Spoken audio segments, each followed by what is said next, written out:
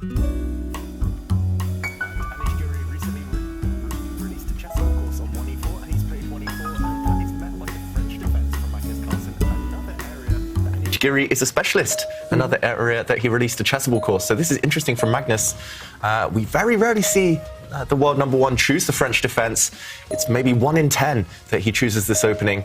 And we see what we call the classical variation. White's gained a lot of space in the center by pushing pawns forward. Black has been kicked back slightly. Black is passive, but solid.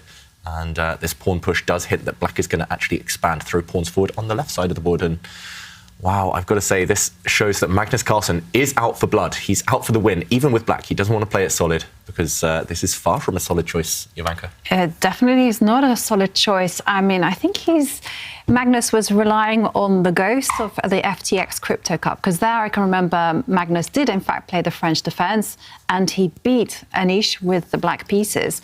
But Anish has kind of said, well, I'm actually going to play something completely different there. I played the advanced variation here. We're going to go for a lot more classically. But Magnus, well, he's made his intentions very clear by advancing that A pawn 1 square forward. He wants to take as much space as possible on the left side of the board. And I'm expecting a pawn to go forward. Yep, it's there. And now we're going to see a very crazy position where it becomes a race. Yeah, White's king is going to see whether it comes under fire on the left side. Meanwhile, White will be trying to blast the position through on the right side of the board.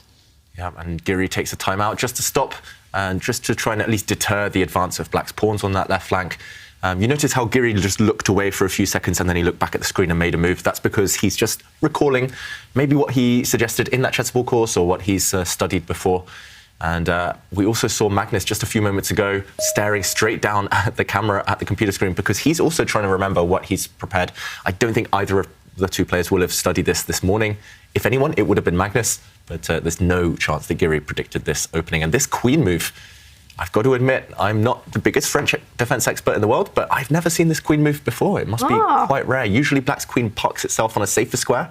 The queen here has some ideas. I mean, it's pinning White's pawn on the A file. It's maybe looking down at the White king along the diagonal, but Black's queen is a bit vulnerable as well on this square. So this feels like it will cause Giri to stop. It will be a small surprise. Jovanka, do you know if there are any games or any Grandmaster games in this position? Many Grandmaster games here, actually. And it's, I was just checking the computer assessment, actually top choice of the computer to come out with the queen like that. I mean, some very strange moves have been played. The most popular one is actually pawn takes pawn, but I have to highlight one weird and wonderful move that has been tried out before, and that is actually White lifting the rook 1 square forward to the AT square. What is that? Yeah, I know. I guess the whole idea is that now the White knight defends the rook. So, for example, if Black's pawn pushes forward, the pawn can safely be captured. Black's queen cannot snack on the rook now because it is defended. And in the game, Giri, of course, he wasn't going to play a weird move such as this one. It's not Giri's style. He's a very classical player. He moved his bishop. But now Magnus does have the opportunity to push this pawn because now it is poisoned. You cannot take, and because the rook is undefended in the corner. So that's a very sophisticated concept, moving the rook to a defended square, but I don't think Giri would have wasted any time pondering this. If Magnus does push this pawn forward now, then you can't take it, of course, but you can simply step back with the knight.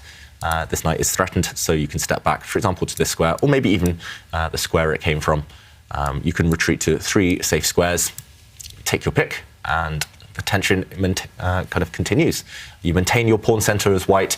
Yes, there might be trades at some point. There might be a capture in the center, but you do hold a strong point. For example, if there are a bunch of trades, as long as you hold an outpost here and hold the space advantage with these 2 pawns, then White is very, very comfortable. Magnus, meanwhile, in the current position, will be trying to break down this pawn chain. And normally in the French defense, it's all about whether White can maintain the center. If you can, you have the advantage. If you can't, then yeah, your position tends to crumble.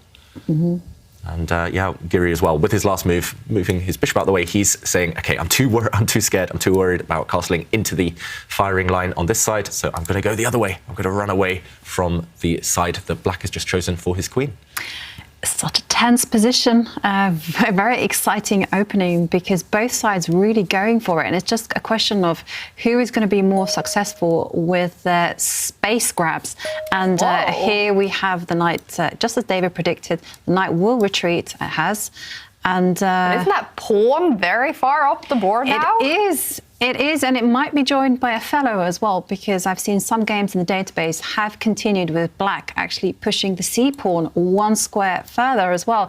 You know, black is really adopting the maximalist approach, saying, I don't care what you do on the right, but the left side, that's mine. Yeah, and normally we talk about pawn chains. It's always the kind of direction your central pawns are pointing. That's the side of the board you should play on. So white's furthest advanced pawns are these two in the center. We look at the central pawns first. And that means you should actually play on the right side of the board. Later on, if black's king castle's here, white will attack this side. And likewise for black, the central pawns here, they're pointing towards the left, towards the queen side. So actually with this nice pawn chain that you created, it's actually connect 4 right now. That does show that black should be playing on the queen side in this direction. So that would be really interesting. It's not really Magnus's style to block things like this. He likes to keep flexibility. He likes to kind of chip away at the opponent's space. Especially in the middle of the board, yep. But this does look very tempting. Yep, it's one of many alternatives. Another alternative, as you mentioned, maybe more in keeping with Magnus's style, is actually to, again, prepare for space grabbing on the left and actually to move the rook from the A8 square to B8, plant it on an open line and get ready to initiate some trades. Yep, later on, the rook might well have targets on this soon-to-be open file. So yeah, really fascinating position. Already it looks like both sides are out of book, as we say, freestyling. He does go for that option you mentioned there, Jovanka, improving the black rook. And we're definitely going to see action in this game.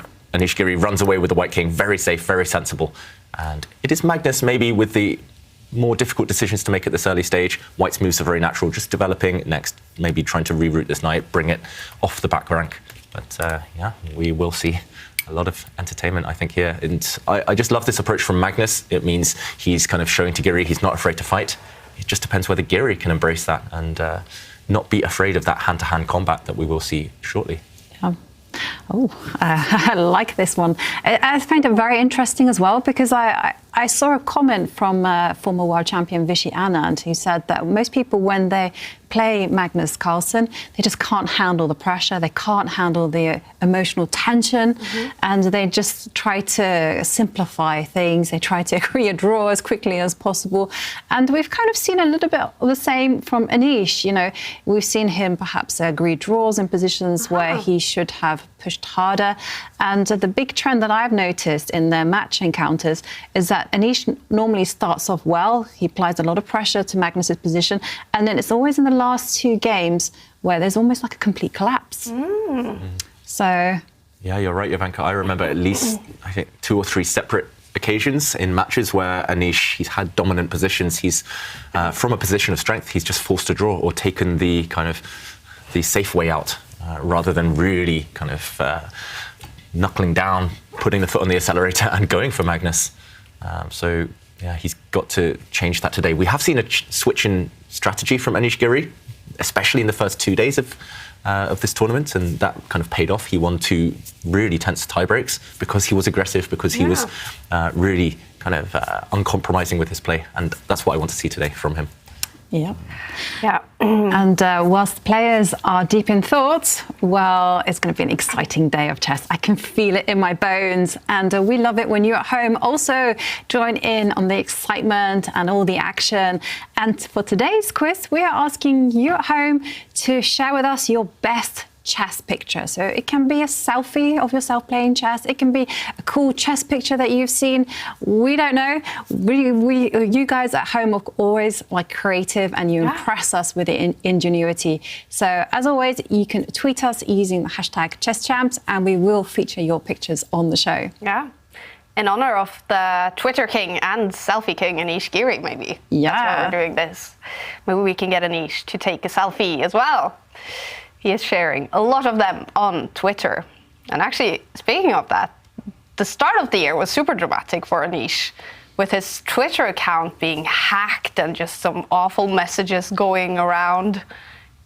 The story kind of just ended Do we know anything more about that? Was because he did file the police report to try to find out who did it. Yeah, it's still a mystery. It's one of the great unsolved mysteries of the chess world. And yeah, I mean, for both of these two, it's really been a dramatic, emotional year. It really has. The turmoil that caused with Anish Giri, I know he was quite down for a while. It distracted from his chess. His results dipped a bit after that whole incident. And yeah, Magnus, of course, now he's still in the thick of that drama. Yeah. So yeah, for these two, it must be refreshing for them just to focus on the chess, just to kind of brush everything else away. But yeah, what a year it's been. What 2022, a year, yeah. Non-stop drama. Yeah, it does feel like chess has been in and out of the news. And I have to say, a lot of it is Magnus, actually, because, of course, he made the news when he decided he didn't want to play the World Championship anymore. You know, he was going to abdicate. And that, of course, made the news. And then, of course, the cheating scandal has also rocked the headlines, and it's really kind of caught the imagination of the mainstream press. Yeah. I mean, David was just telling me that it even made the Have I Got News For You segment, which is a very popular quiz show in the UK. And I think it was also on Trevor Noah. You know, the whole world has kind of chimed in on it and had an opinion. Yeah, chess is far from boring. That's the one thing that the world has learned this last year. Yeah, chess it somehow attracts all this controversy, and for good and bad reasons. But okay, meanwhile, Magnus, he's taken a controversial decision, a very committal decision at least. He has blocked the centre, so he's gained a huge amount of space now on the left flank, but the action might not be happening there. So this is the big question. Can Anish Giri switch his attentions to attacking maybe the black king, for example, to giving the white pieces some energy? It is very, very blocked. But white is ahead in development. White has castled, white's queen, white's minor pieces, they're all well placed. So it does somehow ring alarm bells in my head, this pawn block from Magnus. It's not 100% clear what his next 2 or 3 moves will be. Meanwhile, Giri does have a little bit of time to try and blow things open. And Ivanka, what would you be thinking of first here? Instinctively, what ideas come to mind for white? Instinctively, because a lot of the tension has just resolved after that pawn advance, I would be looking at sealing up the left side of the board, maybe pushing up the A pawn. And the reason I would touch that pawn and commit that side first is because then I can just focus all my efforts on the right side of the board. And that's just basically, as David is highlighting, blasting through, just open up a line so that the rook can infiltrate, the minor pieces can get in, and that will be very deadly.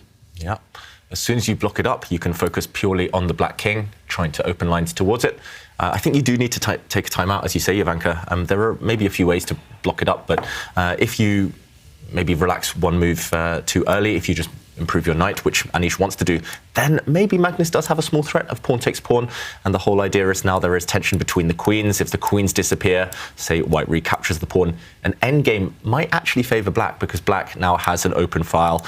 This is a very weak pawn targeted by black's dark square bishop at some point. Here, white's central space advantage is far less relevant with queens off the board. But yeah, I like this move you suggested. If you can just block it, not allow open lines, then suddenly, what is the black queen doing? Very unclear. What is the black rook doing? It's not on an open file. Black's pieces, if you look at them, they actually lack active squares. They're very cramped, especially black's knights. And meanwhile, it's easier for white to improve. And we highlighted this f5 break, pushing the pawn forward. That's purely to open lines up for the white rook. That's also because the black king sits uncomfortably in the center. And no matter where it goes, it's going to be a clear target. Even if black, for example, gets time to move his bishop and castle to the king side. How many defenders are around this king? Not many at all. And we've seen far too many examples on the tour this season of lonely kings with queens on the other side of the board, far away from the defense. They do tend to get checkmated, these types of kings. So I would be worried for Magnus Carlsen here. Giri does need to take, I think, an ambitious decision like this one. The one thing he shouldn't allow is a queen trade, as we showed. I think that would be against the spirit of the position. That would play into Magnus's strengths. And he does block it up. That is a great move from Anish Giri. At least the spirit of it is very, very promising. And now Magnus has to justify his earlier play. Yes, black's pawns look impressive, but what next? You can't really push them forward effectively right now. For example, even if you push forward, try to force this queen exchange again, white will just say, no, I will just lock it up. And Black can do what he wants on this left side now. He's got a great pawn formation here, but the rest of his position, the other half of the board, that definitely favors White. So yeah, I'm loving this decision by Anish. Time advantage too? Yep, me too. This is the kind of position that when I was younger, I used to dream about. I used to play these positions and I used to enjoy them so much because the plans are so straightforward. And it's just really about pushing pawns. And even if you have to sacrifice material, just do it. Yep. You know, you do absolutely anything in that quest to open up a line. And Magnus developing his dark square bishop, very good. But yeah, he still the storm is coming. Yeah, the storm is coming. He won't feel comfortable even if his king gets to safety by castling. I'm expecting Anish to build up for this f5 push over the next few turns. Looking very promising for White here. The computer does tend to be biased in situations with this pawn structure especially, the d4, e5, as we say, against Black's pawns here, because White has a space advantage. So computers tend to be biased towards the side whose pawns are further advanced. But I tend to agree with the computer here. It must be very, very pleasant for White. Anish needs to seize this opportunity now. He needs to generate some momentum. Magnus, yeah, he's taking huge risks actually in this first game. It's going to be a cool match between these two. I have a feeling this is only game 1 out of 4 rapid games between Magnus Carlsen and Anish Giri in their match today. If they are tied, they will play Blitz and potentially Armageddon tiebreaks to decide the match. And I have to say, I'm loving what Anish is doing. Such a classy move, you know, just retreating this queen 1 square and just, this is both an aggressive move, but also a defensive move, because there were ideas of Black, perhaps, as David indicated, pushing pawns forward, trying to grab some squares, force his pieces, just to try to infiltrate on the left side. And this queen takes away that threat, but also at the same time, she's planning to dash over and support an attack on the right side of the board. I am just in awe of this move. Yep. Very, very classy, sophisticated. Can't praise it enough. Yeah, multi-purpose chess, that's what we love to see, and we'll see exactly what we just showed, actually. Magnus gaining all the space now on that left flank, but Anish, he's going to dodge this queen trade, the tension between the queens. He's going to block it up, surely. I think he has to. Otherwise, things might start to turn. If Anish does not block up that diagonal, just by pushing a pawn forward, I would literally fall off my chair. I mean, I don't know what he's thinking. He could also move the white queen. He could also bring the white queen to the right and start attacking, but... No need for that kind of mess. Just block it up. Simple chess. And I see it a lot on Twitter. Actually, your Lisa Werther learning point has kind of become very popular. I see everyone saying, keep it simple. Yeah, I think that's just the key to chess mastery. And there we go, he keeps it simple. You don't have to fall off your chair, Jovanka. We have the moves on the board, but before we talk about this pawn push by Anish, we're going to go to San Francisco. That's where the action is happening today with 2 matches, 4 players playing these 2 matches in San Francisco. So much action today, Tanya. How are you guys doing in San Francisco? We're loving it. As you mentioned, all the matches that are happening inside, they're playing each other, so that's always fun to watch. And one of the cool things about this tournament, Kaya, is the involvement of the local community here. Having such an event, every day we've got these special guests coming in, telling us about the local chess scene. And today, we've got one such guest with us. He's a chess player himself. He's also a streamer, a very popular streamer. I've got with me international master David Proust. David, welcome to our show. Hi, Tanya. Thank you for having me. David, it's so nice to see the kind of involvement of the chess community here in San Francisco. What does it mean to have the finals of the tour here in your city? I hadn't thought of that. It's a good question. I think that for a lot of the people I know in San Francisco, they were talking about it as it was coming up, and they were pretty excited that it was going to be here. So I think it's really cool just to imagine that Magnus is in your hometown, or maybe not your hometown, but your town you're living in now.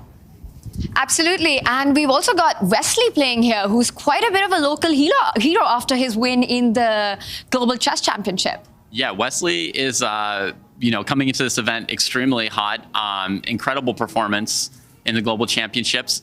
And yeah, I mean, the first time I met Wesley was here. He was visiting the Bay Area. So I think he's got a lot of fans in California as well. Yeah, we love it when they come here and they're rooting for him. Now, David, you're also a streamer. And one of the big moments during the tour was what happened in Miami with Hans. And then following that, in the Julius Baer Generations Cup, when Magnus refused to play against him. Now, this has been a big discussion in the streaming community. And I want to ask you, what has been the view with your audience and what do you make of it? I think that my audience, like the normal people watching my stream, have been a little bit slower to pass judgments than what you see in the general chess community. In the general chess community, I feel like very, very quickly you had people who were like, Hans is a hero, these evil corporations are trying to, like, you know, scrunch him under their feet or something like that. And then you had other people who were like big fans of Magnus and believed in his side of it.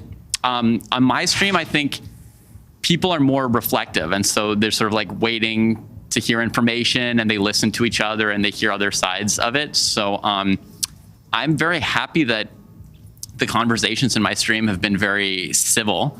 And I wouldn't say there's been a really strong consensus around whether or not Hans cheated, whether Magnus's response was like the best response or the second best response or the worst response.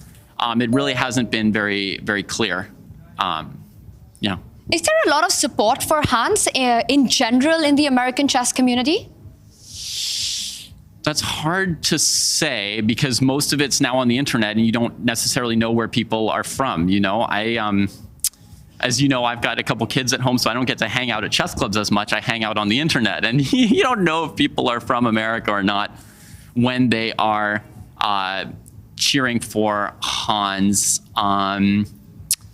But yeah, it seems he has some support. It's a little surprising to me, but yeah. All right, and what about here? Who are you rooting for in this one? I root for a lot of people. I love most chess players, so I kind of root for everybody. But I probably would like to see Magnus win again. Yeah. You know, initially in this series of events, I thought like, maybe these tournaments aren't that exciting because Magnus is always going to win. But it's been shaken up a little bit, and we've had some other people winning. You know, Jan Krzysztof Duda has, you know, beaten him in the semifinals, I think, at the last event, and definitely, you know, provided a real challenge. And, you know, Prague's taken games off of him and so forth. So I think it's become a lot more exciting, if harder to predict. I couldn't agree more with that. Jan Krzysztof Duda leads with Magnus Carlsen. We've got moves on the board. Back to you guys in the studio. Thank you. Absolutely. Thank you, Tanya and David. And Anish Giri is really trying to beat Magnus Carlsen today. The bar is swinging back and forth. We had some moves. What's happening? Yeah, it's a really complicated position, very tense, as we mentioned. And Anish Giri, he's burnt his bridges. He's already committed. He's gone all out. And this is the spirit we wanted to see from Anish Giri. But the execution of his plan maybe hasn't been the most accurate objectively. He's now jumped in. He's using the dark squares to try and break into Black's camp. And here we see a trade of bishops. Magnus happily allowing that. And OK, right now we also see Black up a pawn. Let's jump in to show what did happen. Just the last few moves, they've been really dramatic. This is the current position. If we rewind to where we left it earlier, Black now was going after this pawn, but I think Anish Giri rushed slightly. He pushed a pawn forward, sacrificing, but he could have built this up. In the break there, we were talking, myself and Ivanka, we were saying, oh, he could just build up, push this pawn. You can maybe bring your knight forward as well, just build up, slowly push your pieces into the attack. But Anish said, okay, my pieces are ready. He pushed forward. Are they ready, though, with pieces on the back rank? Magnus just called his bluff, captured, and we saw White's queen come out, attacking a pawn. The pawn moved, and this is how we reached the current position. White's bishop jumping in and now captured. And here, if White gets one more move, it looks very scary. White's queen is going to jump in, start creating some really nasty threats. The Black king is still stuck in the center because it can't castle. If it castles, it will get checkmated, this White king. The White queen is simply going to come in and trap it. But Magnus says, OK, I'm not going to commit. I'm going to leave my king in the center forever. It's still relatively blocked. So he drops back, going after a second pawn, getting greedy. White's knight, trying to create some threats. And the big question here, Jovanka, is can Magnus survive if he just continues to call Giri's bluff and takes a pawn? It does look a bit scary. It looks like the white queen might jump in. And does Magnus have an answer to this? The evaluation bar says yes, black is doing very, very well. But from a human point of view, it is a bit nerve-wracking with the king in the middle. Yeah, definitely. My instinct actually wouldn't be to capture that pawn. My instinct would be to huddle into a ball and just try to overprotect every single point that I have. And you can see Magnus there sliding his rook one square over to the right. reacts. So the bar said, clearly saying, hey, you should have just been greedy. But as David's highlighted, the whole idea is just simply to trade off queens. Yeah, so now this does take the sting out of White's most natural idea, bringing the queen in, because the queen exchange is almost obligatory here. White's queen would have to retreat to a very odd square if it wants to dodge this exchange. And remember, a queen exchange will favour black because black has won a pawn. Giri has made a sacrifice. And also long-term, these pawns don't look great now, but long-term in the endgame, they are very close to promotion squares already. And Magnus always loves to play for long-term ideas. So this is the current position. This is maybe a small threat in the position to come back with the black queen, re-centralize her, bring her back to the defense and trade off. So Giri has one move. He needs to find something. Both sides have basically the same amount of time on the clock. And Giri, this is great play from him in terms of attacking, being on the front foot, but he needs a follow-up. It's already getting critical. If he finds nothing over the next 2 or 3 moves, Giri, he's just a pawn down with a lost position. If he finds something, though, if he can trick Magnus, then he has great attacking chances. Yeah, but is there something? I'm racking my brains and I'm thinking, I can't see a thing. Yeah, I mean, the other idea that sprung to my mind immediately was to capture and only now to jump in with the queen. Now black doesn't have time to jump back and retreat because this pawn would drop with a check and this would be pretty much game over. But in this position, I think instead of retreating with the black queen, you can just retreat the black knight. It looks a bit scary, but all the key squares are covered. White's queen can nearly slide in. This would nearly be checkmate, but unfortunately the black knight covers this square, so the queen would be captured. And unfortunately, you're just attacking with one piece.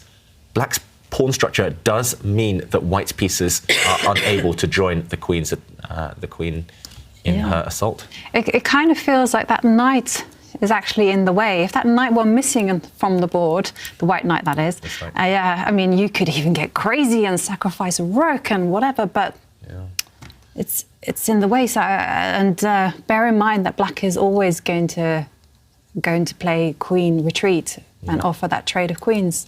Yeah, and if this doesn't work either, then let's go back to the drawing board. What can Giri do? He would love to move this knight out the way. He would love to spring his rook into the center, onto the open file, but it just takes too long. If you move your knight now, for example, then again, the black queen can just step back, retreat. Also, black does have the opportunity at some point to go and capture this pawn. Remember, it might be a 2-pawn sacrifice that Giri is committed to. I'm struggling to see it as well, and clearly Giri, head in hands, he's struggling to find the breakthrough. The computer does indicate that there is a way to maintain the balance for white, but it's not a drawish balance, it's just maintaining... Okay, I cheated, and I can tell you there's only one idea, and that's actually to put the queen over to the e3 square. And this is clever, because the whole idea is that after you protect the bishop, now you're going to actually break through with the g-pawn. Wow, this is not obvious. The first move is findable because you're attacking, you're pinning along this line, but after black defends the bishop, wow, Jovanka, you're right. Pushing this pawn forward, it looks strong, but it's not obvious to a human. You're weakening your own king. This is against every instinct in Giri's body. He will not be looking for moves like this. The whole idea is now you're attacking a pawn, and if pawn takes pawn, suddenly your bishop, which was blocked out of the game, springs to life, and you're attacking this pinned piece. This bishop is the target. Remember, it is pinned along the e-file. So suddenly black is under tremendous pressure. But I don't think he's going to find this. It just doesn't... It's the second move that's so difficult to me, pushing this g-pawn. Yeah. That's the only way to justify the first move. For me, it's actually the first move, because I'm like, the eyes are kind of going forward, and you want to get your queen as close to the king as possible. Yeah, that's true. She's already well placed. It looks like you want to improve other pieces. Yeah. And he doesn't find any of the 3 best moves, Anish Giri. He does play a very natural one. He captures the bishop, but it's a natural mistake. As we just showed, the queen comes in, but this can be safely defended by black's knight retreating. I think the only move for black but it is sufficient. You defend this square and everything's defended, everything's covered. Actually, the black king feels pretty safe to come and blockade this white pawn next move. White is attacking with just one piece. It's not going to work. Yeah, I agree. And there we see the move. Both the knights cover all the critical squares. And now there's just really no way to kind of break through immediately. And like I said, you know, that white knight is in the way. It's a traitor. Yeah. If it weren't there, then white could do so many things. I mean, if you could pick up this knight and put it anywhere, if you could put it on the c5 square or the g5 square, you're just winning with white. But unfortunately, you just have bad pieces. This knight is bad. This rook in the corner, unable to join the action. Yeah, Giri, he just hasn't coordinated in time. It was a very tricky move to find to keep the balance, but yeah, this one is not sufficient. Magnus is going to be at least a pawn up, and he will reassert control. I think black is in time. Drama, and Anish has ticked under 2 minutes on the clock. He's gonna need great air quality right now, Anish Giri. Of course there is an air things device in the San Francisco arena, monitoring the air quality for the players. And is the air quality good? That is exactly what Anish Giri needs right now. Yeah, he needs to use every single advantage he can get. And wow, well, in for the penny, in for the pound. And Anish just sacrificing a bishop. Ooh, the bar jumps up. And it does look like decent air quality there in San Francisco. I'm not sure that's going to help Anish Giri though, because he has just given up a bishop. We talked about white's knight needing to get into the game, and it has finally sprung to life. And okay, it has come at the cost of your bishop though. White's given up a bishop for a pawn just to break black's pawn chain. That previously proud chain of pawns has been shattered, and there are some weaknesses, some targets, but there's no, I mean, I just don't see any downside to black trying to force the queens off, as we indicated. Black's queen now needs to rejoin the action. And then I think you're just fine, and you're a piece up. Yeah. You have an extra knight. And unless Giri can checkmate, that's going to be decisive. I agree, David. I think white's attack isn't that strong. And like you said, it's good philosophy to trade off queens when the king is in danger. Yeah, let's just show an action replay of this sacrifice by Giri.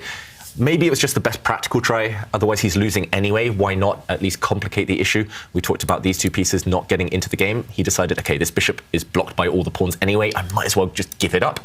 He took a pawn, and the whole idea is that now when his knight springs forward, there's a threat. Knight takes pawn. That's the only threat on the board, but it is a bit of a scary one. It would hit the black queen. It would get slightly closer to the black king. So we're expecting now Magnus to retreat. And Giri's idea here must be to capture this pawn. If the white queen runs away, it doesn't have too many great squares, but if it steps back, for example, black's knight can just move. You can choose any safe square, I think, here, and the queen exchange threat continues.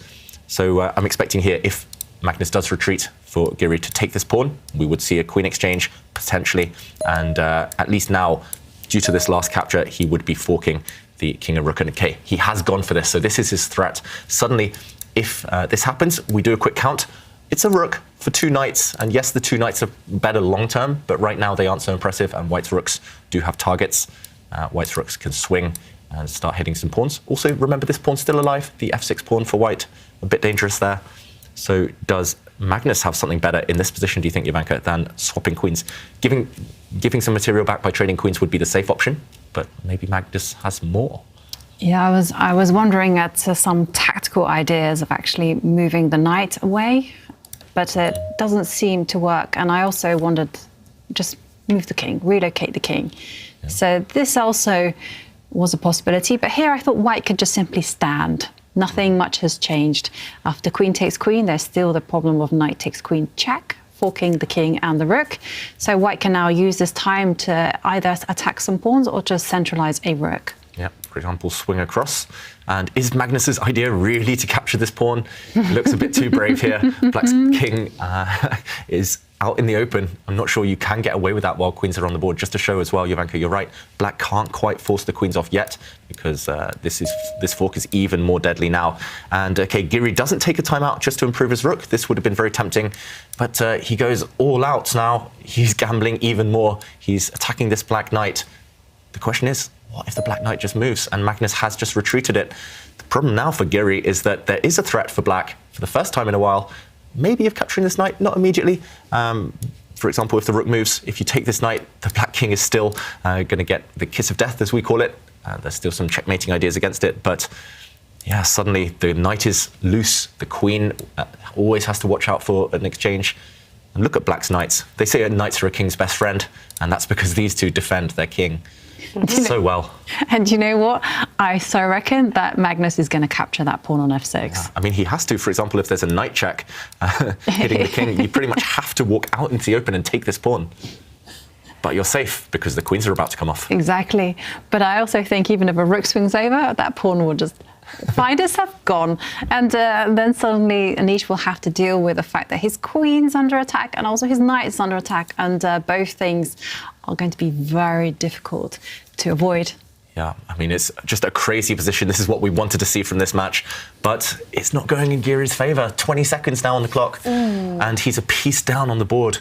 He needs something. He needs at least one trick. He needs to surprise Magnus somehow, catch him off guard, set a trap for him. But 10 seconds. 10 seconds. And black is also threatening to give a check with the queen. 4. You need to make a move, Anish. He needs to make a move. 1 second. Did he make a move? Happened.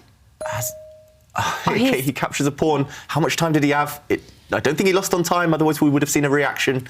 He might have made that move with 1 or 2 seconds left on the clock. I think just a small delay. We'll see that in a moment, the clock catch up.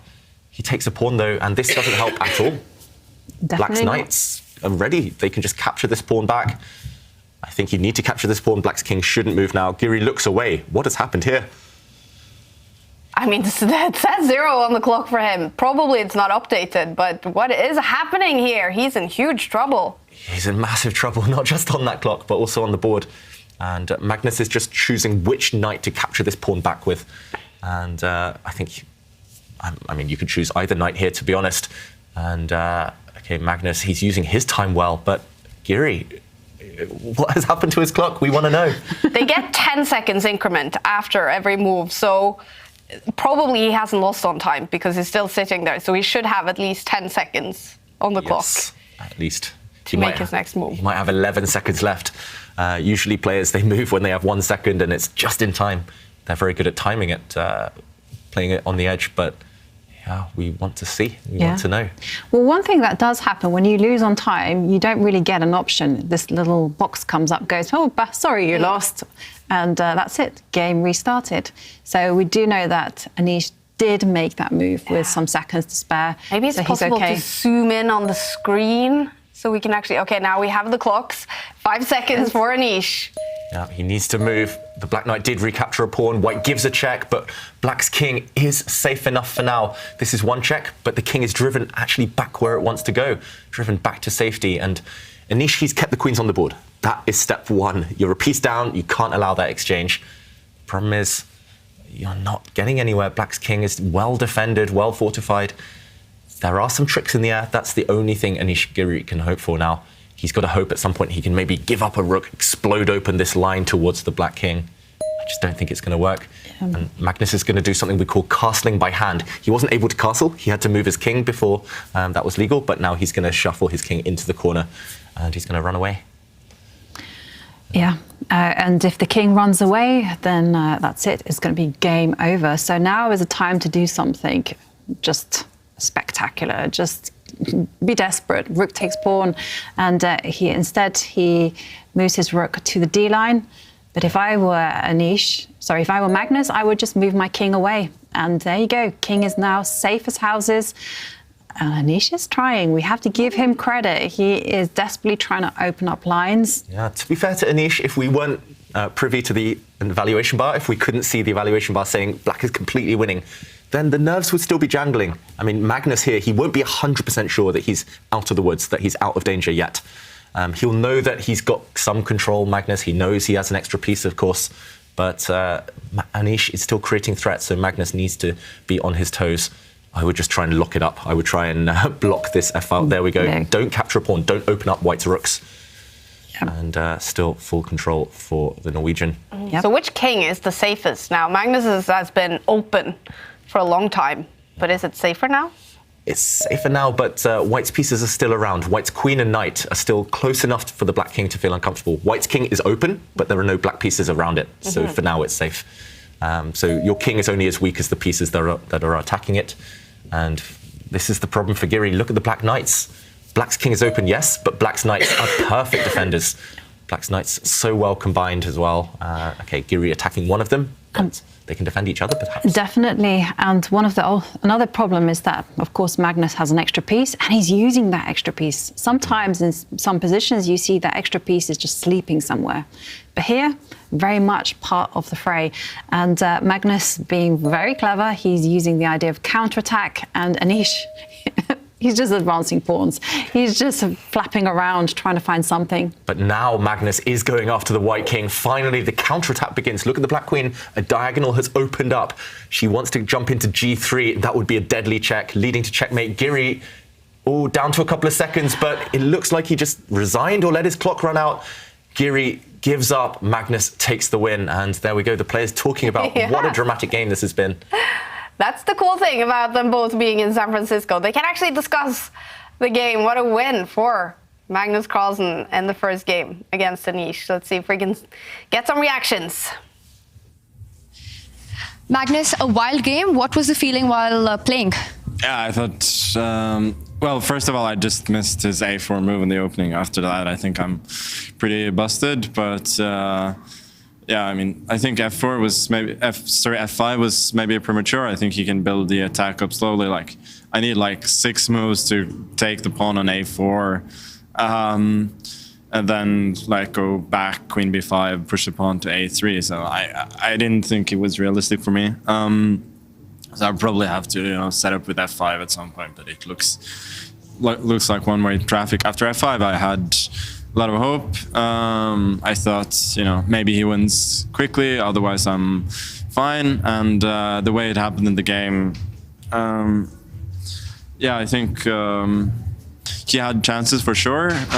But after that, it felt like I was in the game at least. After he sacked a piece, the evaluation bar gave a huge advantage to you. But did you feel it was still a mess that you needed to navigate through? Yeah, I felt it was still a mess. For instance, like after I went king, after I went to 98 after d5, there was the possibility of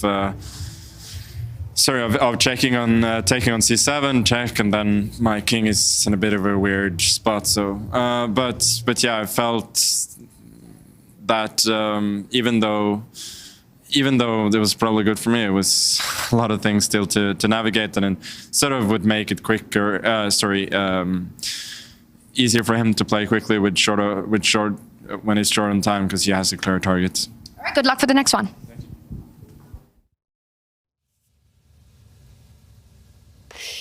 Magnus Carlsen starting the day with another win, with the black pieces as well. What went wrong for Anish here, David?